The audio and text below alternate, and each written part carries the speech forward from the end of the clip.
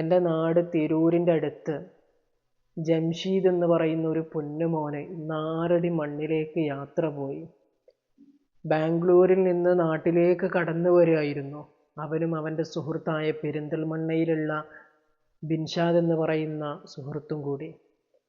തമിഴ്നാട്ട് നീലഗിരിയിലെത്തിയപ്പോൾ ചായ കുടിക്കാൻ വേണ്ടിയിട്ട് ഒരു കടയിൽ നിർത്തി ചായ കുടിച്ചുകൊണ്ടിരിക്കുമ്പോൾ ഒരു കാറ് വന്നിട്ട് ഇടിച്ച് തെറിപ്പിച്ചു പോയി എന്നാണ് അറിയാൻ കഴിഞ്ഞത്. ഇന്ന് രാവിലെ ആ ഒരു മോൻ്റെ ഖബറടക്കമായിരുന്നു തിരൂർ കോട്ട് ജുമാ മസ്ജിദിൽ. അള്ളാഹു പുറത്തു കൊടുക്കുമാറാകട്ടെ. നിങ്ങൾ ആലോചിച്ച് നോക്ക്, നമുക്ക് ആരോഗ്യം ഉണ്ട് എന്ന് പറഞ്ഞിട്ട് കാര്യമില്ലേ. നിങ്ങൾ ആ ഒരു കുട്ടിയുടെ ഫോട്ടോ സ്ക്രീനിൽ കാണുന്നുണ്ടല്ലോ. എത്ര ചെറുപ്പക്കാരനായ ഒരു യുവാവാണത്.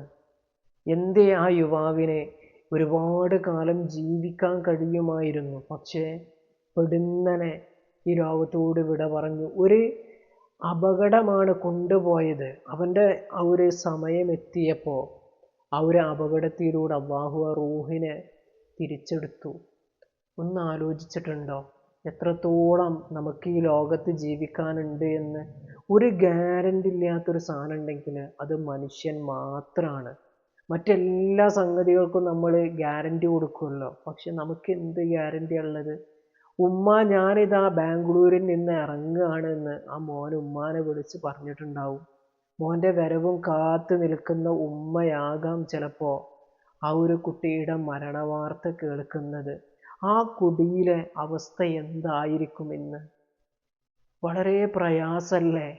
പെടുന്നനെ പഠിക്കാൻ വേണ്ടി പറഞ്ഞയച്ച പൊന്നു മോനാണ്. അള്ളാഹു ആ കുടുംബത്തിന് ക്ഷമ പ്രദാനം ചെയ്യട്ടെ. ആ മോൻ അള്ളാഹു സ്വർഗം നൽകി അനുഗ്രഹിക്കുമാറാകട്ടെ. അള്ളാഹു നമ്മളൊക്കെ മരിക്കും എന്നുള്ള ബോധ്യം ഉള്ളവരാക്കട്ടെ. അസ്സലാമു അലൈക്കും വറഹ്മത്തുള്ളാഹി.